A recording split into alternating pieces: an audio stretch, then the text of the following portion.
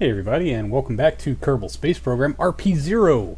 We are with the Harmonia Resupply Alpha now, as it is about 9 minutes away from its maneuver node to correct some of its inclination with respect to Mars, which I'm sure is around here somewhere. There it is. And we hope to bring it to Harmonia Station. This is the one that is primarily life support. It does have a little excess fuel in there also, but I imagine some of that is going to be needed for docking, as its own dedicated fuel back here in this tank will give us about 301 meters per second. We need 277 of it to make this correction. And actually I should bring up MechJeb and the rendezvous planner so that I can see our relative inclination. 20.55 degrees. Let's just make sure our target is accurately set, and maybe we should double click on Mars just to make sure. Okay, we should be, yeah, Mars Station EV2 set as target. Oh boy. Alright, yeah, that's, I don't know what I had the target set to before, but it was not that. You know, lander parts and random satellites scattered all over the place. Far better coverage here than at Earth, although maybe not so much anymore now that we have that geosync in place. Anyway, I don't know how long this burn's going to take. I certainly don't think it's going to take the upwards of 8 minutes that we have slotted here, so I'm just going to go ahead and get us down to about the 2.5 minute mark. Slowly but surely. There, yeah, close enough. Alright, let's start to ullage that AJ-10. As soon as this changes color, there we go. Ignition. Wow, so this burn's going to take 5 minutes 25 seconds. Okay, so we're almost on course. Of course, things for us will get a whole lot easier once we can ditch that heat shield, but we do have to make our aero-capture maneuver first and hopefully avoid any mountainous regions. Well, not much can be said about a successful AJ-10 burn. Super reliable. Puts us pretty well on course. I may have been a little inaccurate.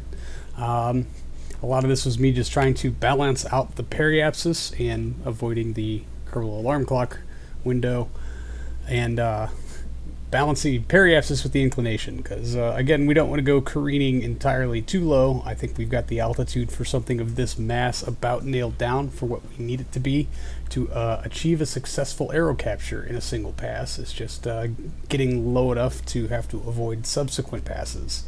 So back over to old me. Okay, well, .01, we do need to make another correction to bring down our periapsis a little bit. So we'll just we'll spin this way. We can get rid of this node, and hopefully we can do this without affecting our relative inclination too badly, although it's already doubled. No big deal. Alright, we just want to bring this down to about 35, 36 kilometers or so. That altitude seemed to work out pretty well for us last time, and these vessels do have similar tonnage. So we're just going to use the RCS. It should be plenty effective at this altitude. Alright, there's that. Let's take a quick save. And how long until our periapsis? 1 hour 44 minutes. We should have the battery life for that. So we're going to bring up, we can tuck you off to the side. We will need you later. Let's bring out flight computer. There we go. Alright, so periapsis is in 1 hour 44 minutes, so we'll just say in 1 hour 30 mic we should shut down our comms, deactivate,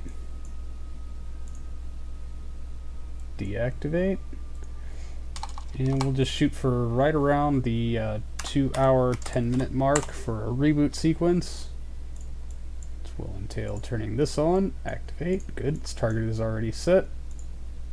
Activate. Fantastic. Yeah, and you know, we might as well go ahead and script in the heat shield dump. We'll just say 2 hours 25 minutes. Hopefully that will keep us within our I don't know, before we have to make another correction, I should say. Where is that decoupler? Oh, I probably tucked it way inside the heat shield to save space, didn't I? Yeah, let's hide it behind flight computer. That's a great idea. Decouple. Fantastic. Alright. That should take care of all of that. So I will take another quick save. Just because, I don't know, insurance, something like that. Alright, let's go ahead and ride this on in. Hope our battery holds. Should bring that up so I can monitor it. We've only got about a... Why is flight computer toggling back the throttle in the time warp? I don't know. It doesn't make much sense to me. And when we get our shutdown sequence, is probably right around when I'm going to start orienting ourselves to prograde. 15 meters per second left in our primary tank.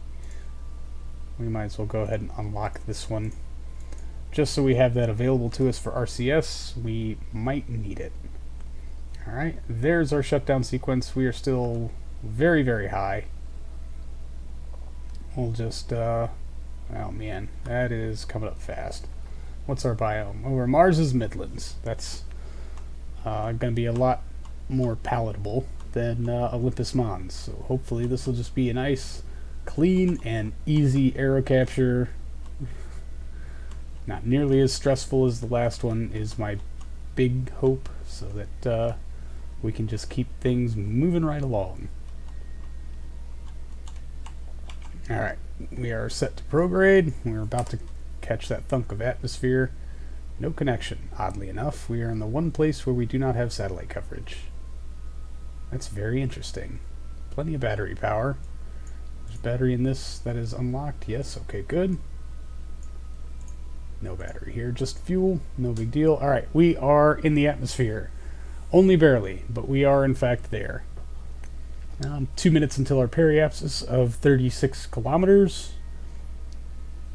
And there goes our atmosphere disappearing. We can tuck away flight computer. We've got about 28 minutes before our reboot sequence, so let's just see how this pans out for us. Upper atmosphere of Mars's Midlands. That's good. I'll take it. It was in fact very good. This aero-capture maneuver went so smoothly, I really didn't have to do much at all. I kept it out of physics warp for most of it because I was concerned that maybe I would have to try to alter the angle a little bit as far as making sure that we achieved capture, and then trying to get our resultant apoapsis down low enough to, I don't know, not have to do a bunch of subsequent passes. I would be sorely disappointed. Apparently that little boost of braking we got from being so close to a freaking mountain did us a lot of good last time, and we were able to do this whole thing in one pass. Unfortunately, our alpha pod would not quite be as lucky. Nearly no ablated from the ablative heat shield. But we were able to get a pretty decent apoapsis, I think right around 3 million or so meters. And other than that, it was completely uneventful. I didn't even have to really mess with the controls. So I'm super excited to have what I guess is a formula for getting these resupply pods here and nailed down, provided, of course, we can avoid any terrain or unexpected lithobraking. Anyway, we'll set our node way out there to raise up our periapsis just a bit and old me. And there's our boot sequence. Everything looks good. We have reestablished primary communication, and we got about 15 minutes before our heat shield decouple, and then 1 hour and 10 minutes before our maneuver to bring us up out of the atmosphere and to a safe altitude. All in all, that's pretty good. That was like textbook. Oh great, not again. And yeah, it looks like it's stuck again, so we're just gonna let it melt through the spacecraft and off harmlessly into the distance. Weird thing. Alright, control from here. 20-minute signal delay. My god.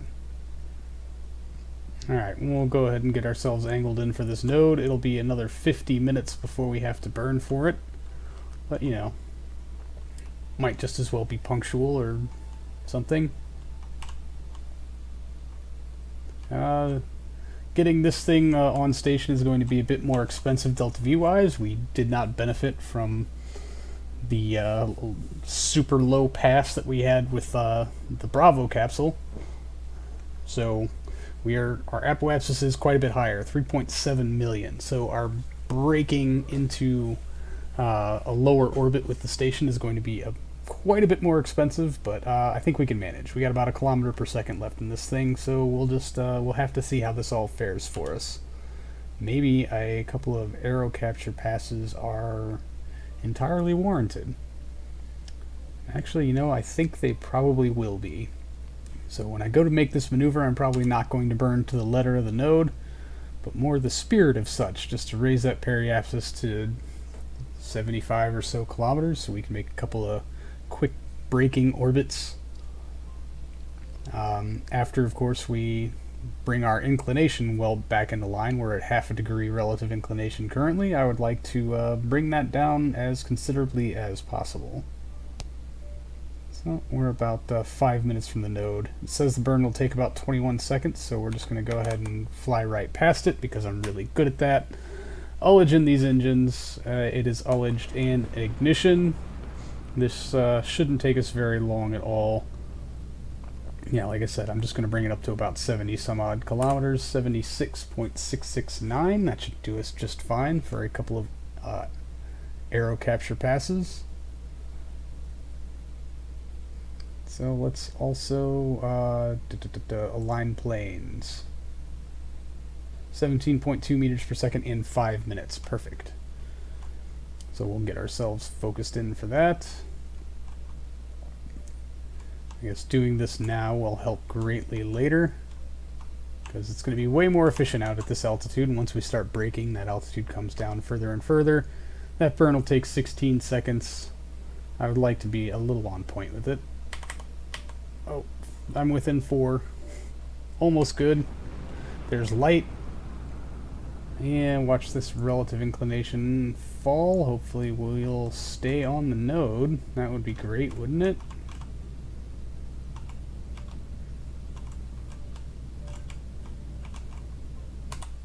Alright.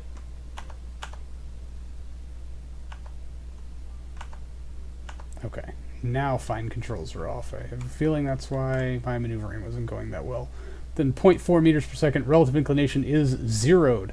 That is awesome. So we are going to lock our Aerozine and N2O tanks because we're not going to need them for a while. We're just going to let this make a couple of passes. We are 1 hour and 30 minutes from our periapsis. I think we've got the battery life for that, so let's just make a pass, shall we? We'll get at least one good braking pass in. I hope. Alright. And we'll just let this tumble aimlessly through the atmosphere. It shouldn't be that big of a deal, if I remember correctly, which of course I don't. Oh, and I can zero out our signal delay. That would be a good thing to do, to avoid this ridiculous delay on our comms. That's why we're just now getting the control from here sent to the docking port. No big deal. No big deal at all. Okay, we are atmospheric. We can tuck this off to the side. You can go away. I'm going to leave flight computer open just because I will be referring back to it shortly. But let's see how effective this aero... Oh no, is that... Mars's Highlands. We're going to be way too high. I should know. We're not going anywhere near low enough to hit a mountain. I saw this and kind of freaked out. Traumatized, I tell you. And this would turn out to be about the first of maybe 10 aero braking passes that this pod had to do to slow its orbit down enough. We'd like to save the fuel to top off the Artemis and maybe have a little bit of reserves left in the station. I mean, it would be nice. It's not necessarily a requirement. But, you know, every little bit of extra fuel that we can try to bring for our leg home would be great. And this is just me kind of estimating how much is going to be needed to complete our aero braking and put us on a good course to rendezvous with the station. 400 some odd meters per second, which is well more than we're going to do. Alright, we managed to get our apoapsis down to 3.6 million. We may have to get risky if we want to get this thing docked soon, but we do have another order of business to take care of before we can even bring this thing close to the station, so we will take a quick save, make sure nothing goes tragically wrong. Quick saving, and switch over to Harmonia Station. Alright, and station has been loaded. That's fantastic. So we need to deorbit the Bravo module before we can start to bring it home. I did put a little fuel back in it, didn't I? Yeah, 276 and 280. I'm honestly wondering if that's too much. So this ended up being about a 10-minute montage of me transferring resources around and trying to balance things and figure stuff out as far as what to pack onto where and try to balance things out. The Bravo capsule is pretty much empty, and so we switch over to it, do our undocking, which happens instantly, but our activation of our RCS and our SAS does not. So we'll just time warp while we gently drift away from the station and wait for both of those to queue up, and then plot our node for our deorbit maneuver. I'd like to do it at apoapsis to make it as efficient as possible. Turns out it is like 1/10 of the available fuel that we have, just for future reference. Please remind me. So we will zoom out to our apogee and make our maneuver. Alright, about the 4-minute mark, well, 3-minute mark, I should say. And man, this thing maneuvers so much better when it's completely empty. That is awesome. We're just going to go ahead and light the engines now. Because, you know, throttle, ullage, ignition.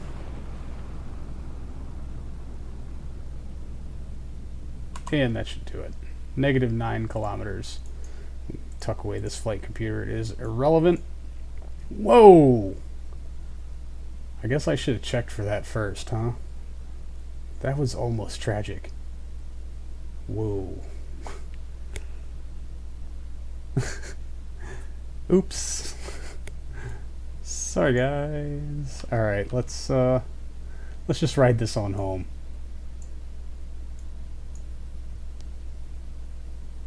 Oh, are we gonna hit a mountain? No. No, we're not.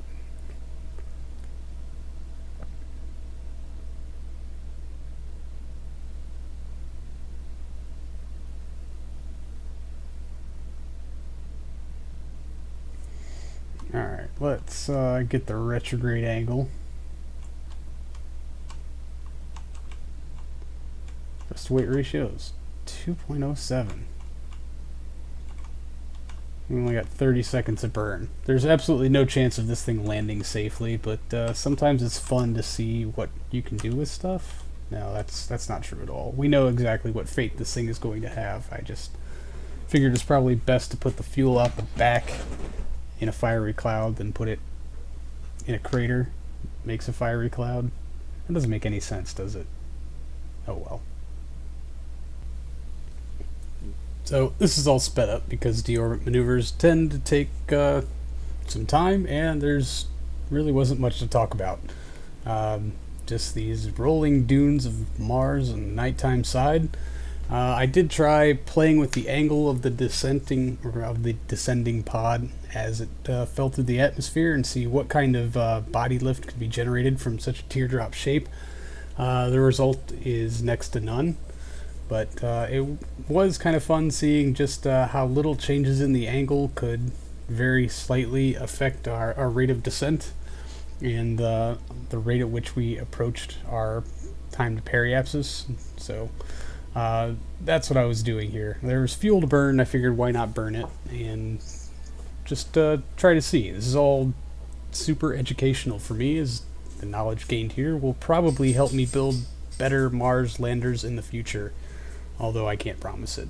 But the promise of an explosion at the end was always my goal. It's always fun being able to slam plutonium in. And guess what happens? This is the first time I've seen heating effects on a descent into Mars in quite some time. We actually lost an antenna there, which surprised the hell out of me. All the descents of things I've done to Mars, I guess all of them have been a lot slower than this. None of them have gone into the atmosphere with a negative periapsis. There's the last bit of our fuel spent as the pod makes its final few seconds before impact. We'll zoom out to give it some room. And a very unsatisfying puff to greet us at the end. Anyway, now we're going to switch back to the Alpha pod. It has made several braking passes at this point, of which I will not bore you with the footage, but it is time now to make a corrective burn to put us on an intercept course with Harmonia Station. So we will just plot and get ready for that. We are actually just coming through on another braking pass that was a little bit more successful than I would have hoped. If you'll take a look at the planning window there, it's actually, well, it's over now, but I was tapping the RCS during those last few minutes inside the atmosphere, trying to level out that distance and keep it at right around 400 meters for our intercept, which was super awesome. We actually made a small corrective burn inside the atmosphere, and now we're just going to polish off about 200 or so meters per second. There we go, and I overshot the station. I don't know if it's going to show up in this sped up footage. There it was. So we will about face and get ourselves kind of back on course. Fire the engine up again and try to arrest some of that resulting velocity, and then it's time to try to bring it in for a docking. This is all at 10 times normal speed, if you're wondering. It did actually take me a very long time, but I think I'm gonna say I'm getting better at docking. We all know that's not true, but I think I did do much better here than I have in many previous dockings, especially here at this station. I think the Bravo pod probably went a little bit smoother, but considering how patient I was with this after being at this game for several hours already, I'm quite impressed with my efforts here.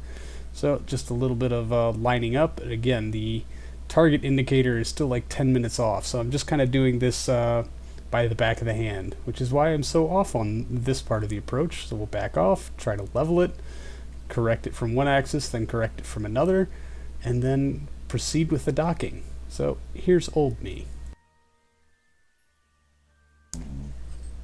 And docked. I think I did pretty good. I beat the clock as far as resetting the timer. Now we just got all of this stuff to offload. Hooray! So I'm just going to try to dump it all into the big tank. Do what we can here.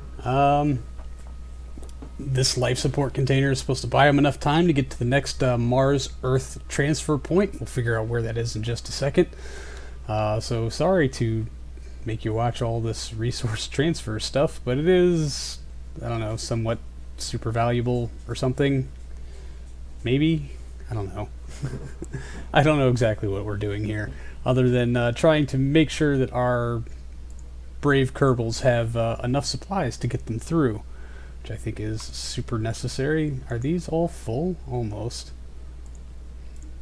We'll see if we can't top off the station core. A lot of excess water. That's from our CO2 scrubbers, turns out. Had I known that, I would have made the water tanks a little smaller.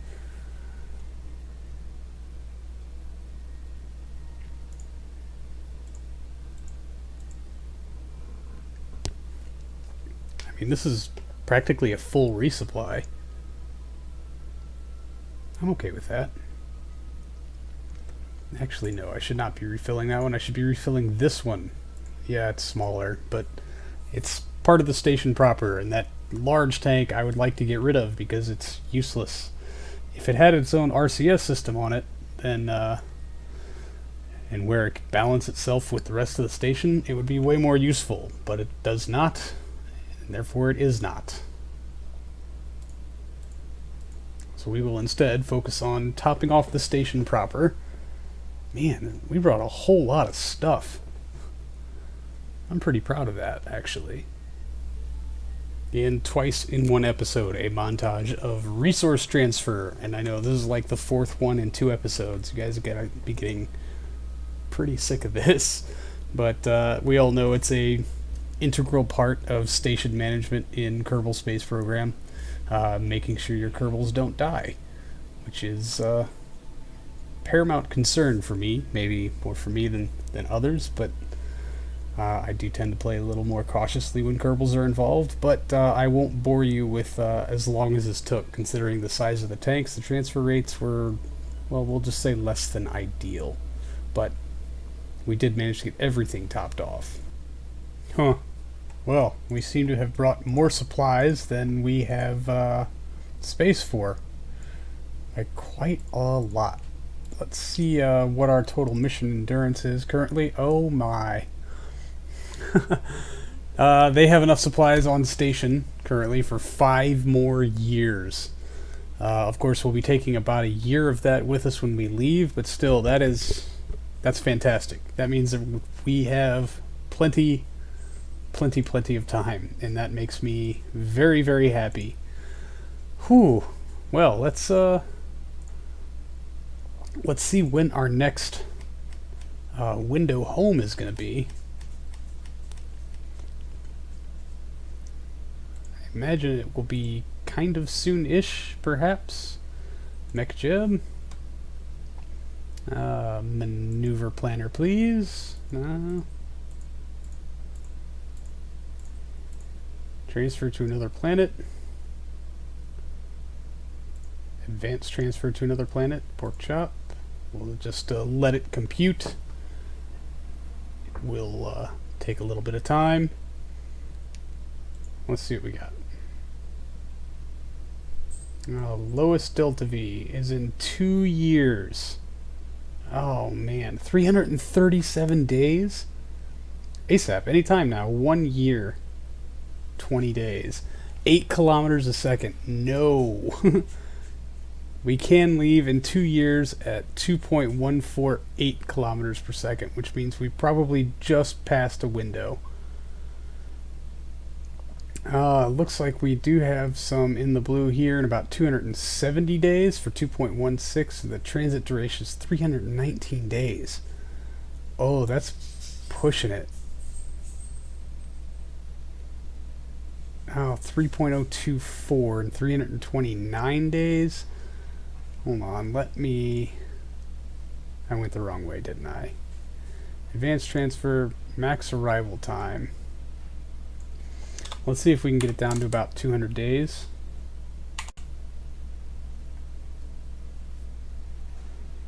I don't know what that means.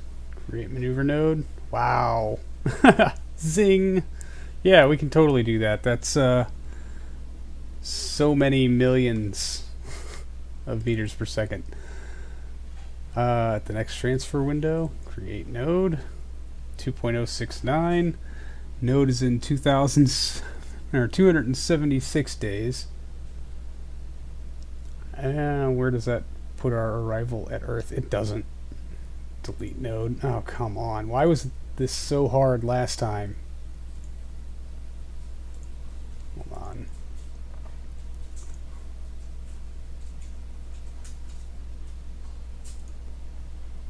Yeah, we're just going to do this with pork chop. I think we're going to end up leaving in about...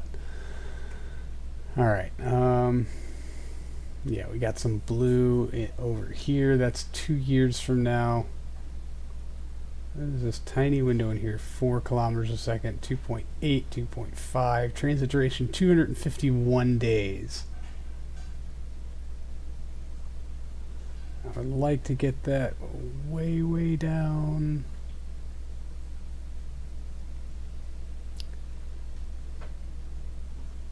$189 days, 87, 85, 182. Oh, now we're up into the 5 kilometer per second range. We do not have that on staff. 2.9, 187 days.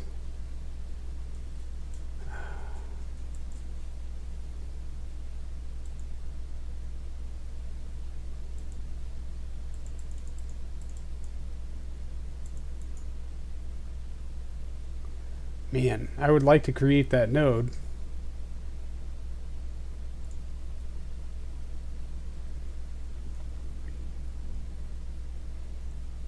Transit duration 191 days. I think we have like 270 something that we can take with us. That's a almost 3 kilometer per second burn. Initial orbit must not be hyperbolic. Yeah, thanks for that. All right. Well, we're gonna go with that. So let's just bring up Kerbal Alarm Clock and set our alarm. Add alarm. Add new alarm. 350 days. We got plenty of life support, but I wonder how much bone density they have left.